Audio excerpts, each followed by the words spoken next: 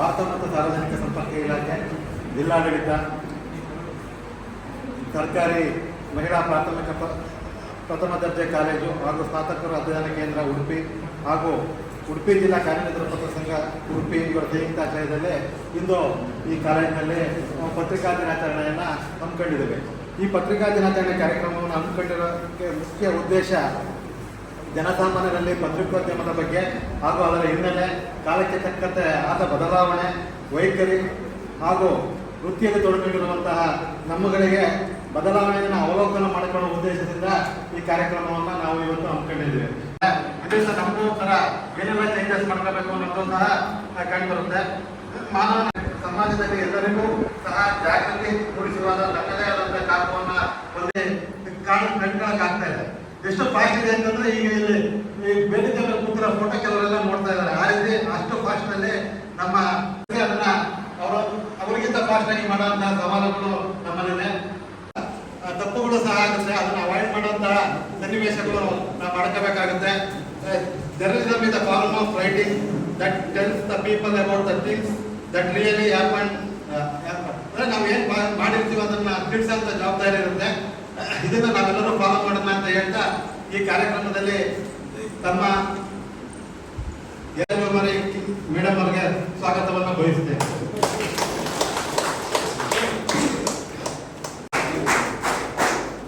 ಈ ಕಾಲೇಜಿನ ಕಲಾ ಕಾರ್ಯಕ್ರಮದ ಈ ದಿನ ಪತ್ರಿಕೋದ್ಯಮ ಕುರಿತು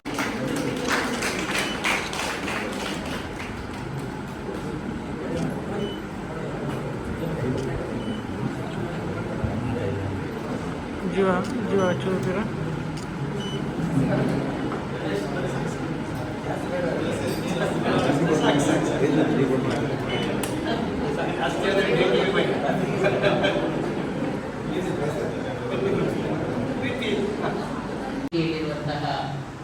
ಈ ಕಾಲೇಜಿನ ಪ್ರಾಂಶುಪಾಲರಾಗಿರುವಂತಹ ಪ್ರೊಫೆಸರ್ ಭಾಸ್ಕರ್ ಶೆಟ್ಟಿ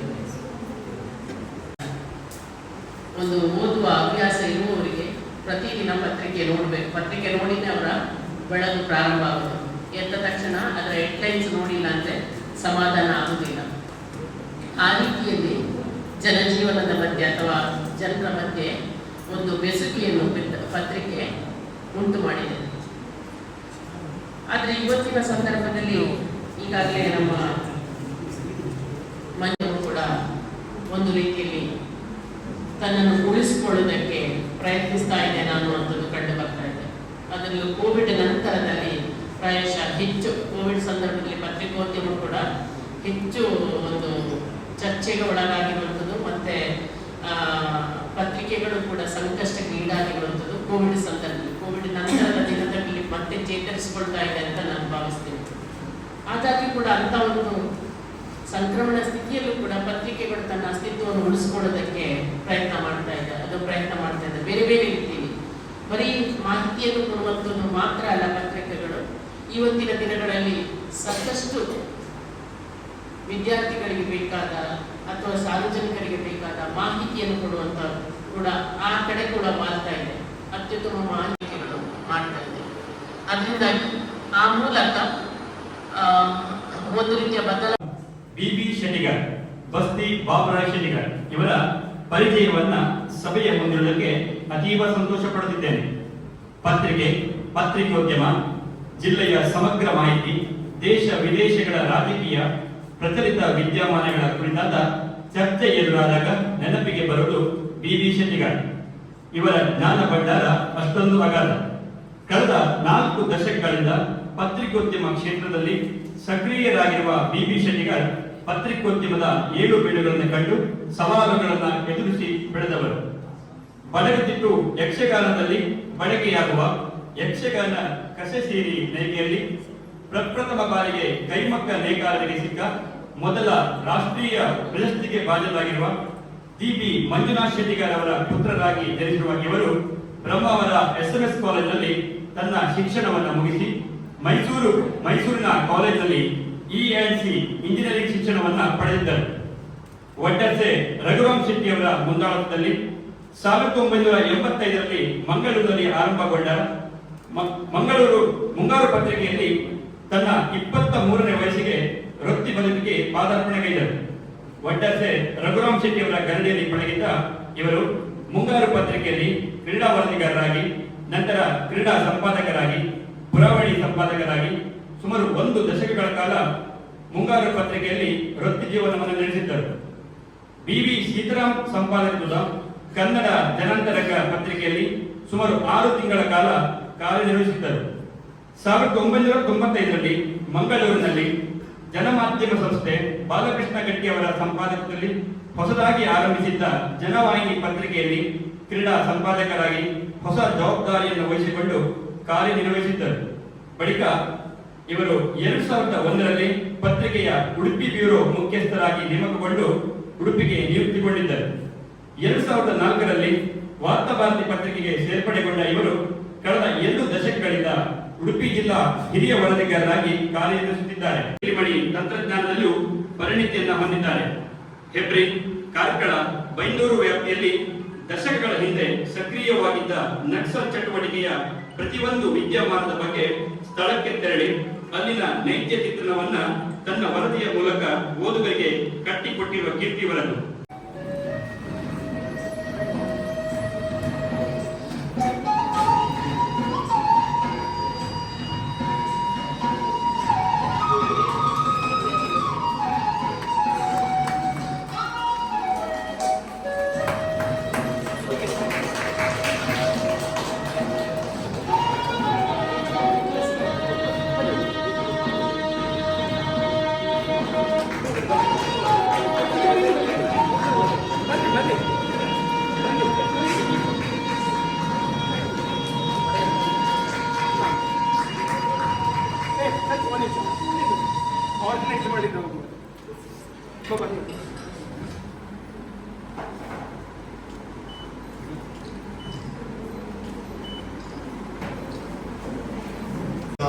ಬರ್ತಾ ಇದೆ.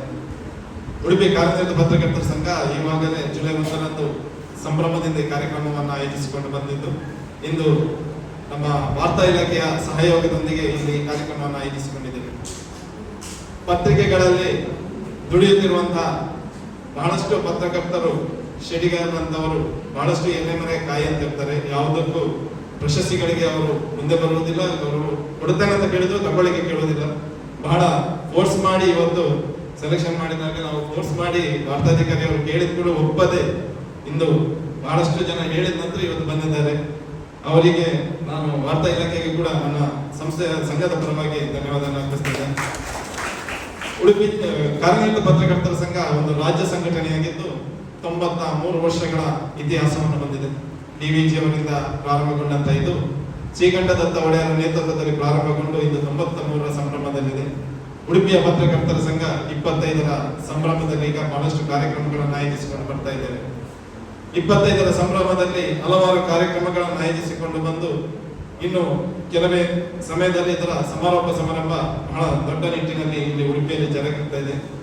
ಪತ್ರಕರ್ತರ ಆರೋಗ್ಯ ನಿಧಿ ಇರಬಹುದು, ಪತ್ರಕರ್ತರಿಗೆ ಮಾಹಿತಿ ಶಿಬಿರಗಳು, ಅಧಿಕಾರಿಗಳೊಂದಿಗೆ ಪತ್ರಕರ್ತರೊಂದಿಗೆ ಸಂಬಂಧಗಳು. ಅಂದ್ರೆ ಅಧಿಕಾರಿಗಳು ಆಫೀಸ್ ನಲ್ಲಿ ಇರ್ತಾರೆ, ಪತ್ರಕರ್ತರು ಊರಿಡಿ ತಿರುಗುತ್ತಿರುವಾಗ ಊರಿನ ಸಮಸ್ಯೆ ಬಗ್ಗೆ ಅವರು ಆಲೋಚಿಸುತ್ತಾರೆ. ಅದನ್ನ ಅಧಿಕಾರಿಗಳಿಗೆ ತಿಳಿಸಿ ಅಧಿಕಾರಿಗಳಿಂದ ಆ ಸಮಸ್ಯೆಗಳಿಗೆ ಪರಿಹಾರವನ್ನು ಒದಗಿಸುವಂತ ಕಾರ್ಯಕ್ರಮವನ್ನು ಬಹಳಷ್ಟು ಮಾಡಿಕೊಂಡಿದ್ದೇವೆ. ಜಿಲ್ಲೆಯ ಹೆಚ್ಚಿನ ಎಲ್ಲ ಅಧಿಕಾರಿಗಳೊಂದಿಗೆ ಸಂವಾದ ಕಾರ್ಯಕ್ರಮ ಈಗಾಗಲೇ ಜರುಗಿದೆ. ಇನ್ನೂ ಕೂಡ ಕೆಲವೊಂದು ಅಧಿಕಾರಿಗಳು ಆಗಿದೆ, ಸಿಇಒ DC ಅವರಿಂದ ಎಲ್ಲರೊಂದಿಗೆ ಆಗಿದೆ. ಜಿಲ್ಲಾ ಬಂದಂತಹ ಹೊಸ ಯಾರು ಅಧಿಕಾರಿಗಳು ಇರ್ತಾರೆ ಅವರೊಂದಿಗೆ ಕೂಡ ಸಂವಾದ ಕಾರ್ಯಕ್ರಮಗಳನ್ನು ಆಯೋಜಿಸಿಕೊಂಡು ಬರ್ತಾ ಇದ್ದೇವೆ. 25-30 ವರ್ಷಗಳ ಮೊದಲು ನೀವು ಪ್ರತಿ ಭಾರತೀಯನ ಮನೆಯ ಒಂದು ಬೆಳಗಿನ ಚಿತ್ರಣವನ್ನ ಗಮನಿಸುವುದಾದ್ರೆ, ಮನೆಯ ಯಜಮಾನ ಒಂದು ಲೋಟ ಚಹಾ ಅಥವಾ ಕಾಫಿಯನ್ನು ಹಿಡ್ಕೊಂಡು ಪೇಪರ್ ಅನ್ನ ಓದ್ತಾ ಇದ್ದಂತಹ ಚಿತ್ರಣ ನಿಮಗೆ ಸಿಗ್ತಾ ಇದೆ. ಅದೇ ಕೆಲ ವರ್ಷಗಳ ಕಳೆದ ನಂತರ ಆ ಪೇಪರಿನ ಜಾಗದಲ್ಲಿ ಕೆಲವು ಮನೆಗಳಲ್ಲಿ ಬಹುಶಃ TV ನ್ಯೂಸ್ ಅನ್ನ ನೋಡುವಂತಹ ಒಂದು ಕ್ರಮವನ್ನ ನೋಡ್ತೀವಿ.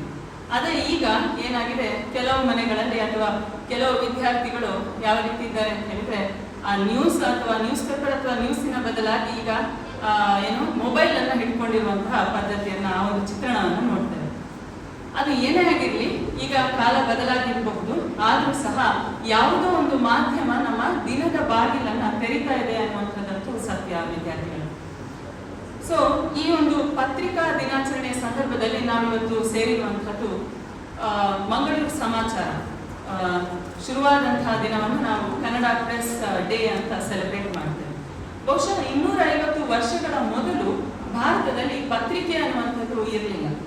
ಸೊ ಭಾರತಕ್ಕೆ ಯುರೋಪಿನ ಹಡಗುಗಳ ಮೂಲಕ ಪತ್ರಿಕೆಗಳು ಬರ್ತಾ ಇದ್ವು, ಯುರೋಪಿನ ಪತ್ರಿಕೆಗಳು.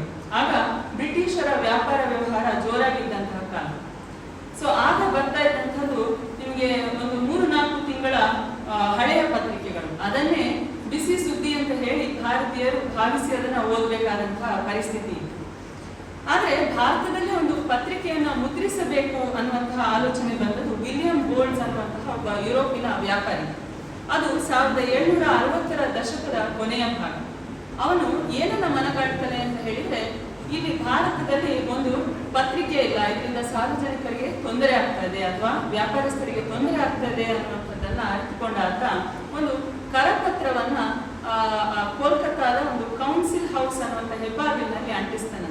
ಆ ಕರಪತ್ರದಲ್ಲಿ ಏನಿರ್ತದೆ ಅಂತ ಹೇಳಿದ್ರೆ, ಯಾರಿಗಾದ್ರೂ ಹೊಸ ಸುದ್ದಿಯನ್ನ ಕೇಳಬೇಕು ಅಥವಾ ಓದಬೇಕು ಅನ್ನುವಂಥ ಆಸಕ್ತಿ ಇದ್ದವರು ಅಥವಾ ಒಂದು ಹೊಸ ಮುದ್ರಣಾಲಯವನ್ನ ಆರಂಭಿಸಬೇಕು ಅನ್ನುವಂಥ ಆಸಕ್ತಿ ಇದ್ದವರು ನನ್ನನ್ನ ಕಾಂಟ್ಯಾಕ್ಟ್ ಮಾಡಿ, ನಾನು ನಿಮಗೆ ಸಹಾಯವನ್ನ ಮಾಡ್ತೇನೆ ಅನ್ನುವಂತಹ ಮಾತನ್ನ ಅದರಲ್ಲಿ ಬರೆದಿರ್ತಾನಂತೆ ಮತ್ತು ಅಲ್ಲಿ ಅದನ್ನ ಅಂಟಿಸ್ತಾನಂತೆ.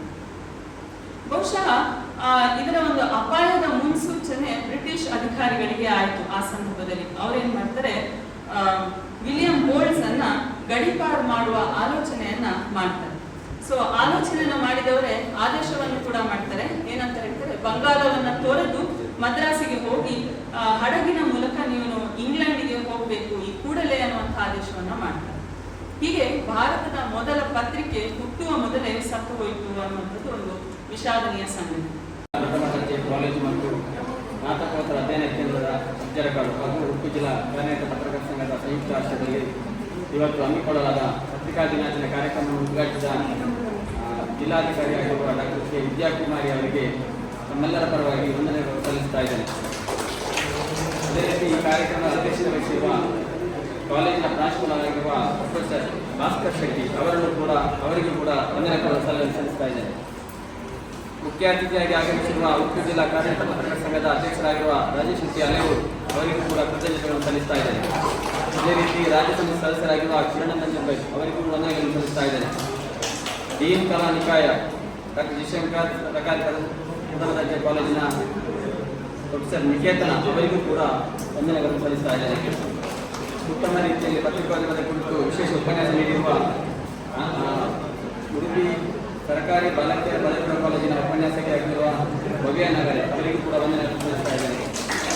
ಹಾಗೆ ಇವತ್ತಿನ ಪತ್ರಿಕಾ ದಿನಾಚರಣೆ ಗೌರವವನ್ನು ಸ್ವೀಕರಿಸುವ ಹಿರಿಯ ಪತ್ರಕರ್ತರಾದ ಬಿ ಶೆಟ್ಟಿಗರ್ ಅವರಿಗೂ ಕೂಡ ವಂದನೆಗಳನ್ನು ಸಲ್ಲಿಸ್ತಾ ಇದ್ದೇನೆ. ವಾರ್ತಾ ಮತ್ತು ಸಾರ್ವಜನಿಕ ಸಂಪರ್ಕ ಇಲಾಖೆಯ ಸಹಾಯಕ ನಿರ್ದೇಶಕರಾಗಿರುವ ಮಂಜುನಾಥ್ ಅವರಿಗೂ ಕೂಡ ವಂದನೆಗಳನ್ನು ಸಲ್ಲಿಸ್ತಾ ಇದ್ದೇನೆ. ಅದೇ ರೀತಿ ಸನ್ಮಾನಿತರ ಪರಿಚಯ ಮಾಡಿರುವ ಅಜಿತ್ ಧಾರಾಡಿ ಅವರಿಗೂ ಕೂಡ ವಂದನೆಗಳನ್ನು ಸಲ್ಲಿಸ್ತಾ ಇದ್ದೇನೆ. ಕಾಲೇಜಿನ ಜರ್ನಲಿಸಂ ಉಪನ್ಯಾಸಕರಾಗಿರುವ ಸತ್ಯೇಂದ್ರ ಅವರಿಗೂ ಕೂಡ ವಂದನೆಗಳನ್ನು ಸಲ್ಲಿಸ್ತಾ ಇದ್ದೇನೆ. ಹಾಗೆ ಕಾಲೇಜಿನ ವಿವಿಧ ವಿಭಾಗದ ಉಪನ್ಯಾಸಕರು ಅವರಿಗೂ ಕೂಡ ವಂದನೆಗಳನ್ನು ಸಲ್ಲಿಸ್ತಾ ಇದ್ದೇನೆ. ನಮ್ಮ ಸಂಘದ ಮಾಜಿ ಅಧ್ಯಕ್ಷರಾದ ಜಯಕರ್ ಸ್ವರ್ಣ, ಪತ್ರಿಕಾ ಭವನ ಸಮಿತಿ ಸಹ ಸಂಚಾಲಕ ಅಂಕಿಶ್ ಶೆಟ್ಟಿ, ಹಾಗೆ ಎಲ್ಲ ಕಿರಿಯ ಪತ್ರಕರ್ತರಿಗೂ ಕೂಡ ವಂದನೆಗಳನ್ನು ಸಲ್ಲಿಸ್ತಾ ಇದ್ದೇನೆ. ಅದೇ ರೀತಿ ವಾರ್ತಾ ಇಲಾಖೆ ಸಿಬ್ಬಂದಿಗಳು ಮತ್ತು ಈ ಕಾರ್ಯಕ್ರಮವನ್ನು ನಿರೂಪಿಸಿದ ವಿದ್ಯಾರ್ಥಿನಿ ಅಶ್ವಿನಿ ಅವರಿಗೂ ಕೂಡ ವಂದನೆಗಳನ್ನು ಸಲ್ಲಿಸ್ತಾ ಇದ್ದೇನೆ. ಥ್ಯಾಂಕ್ ಯು ಎಲ್ಲರಿಗೂ.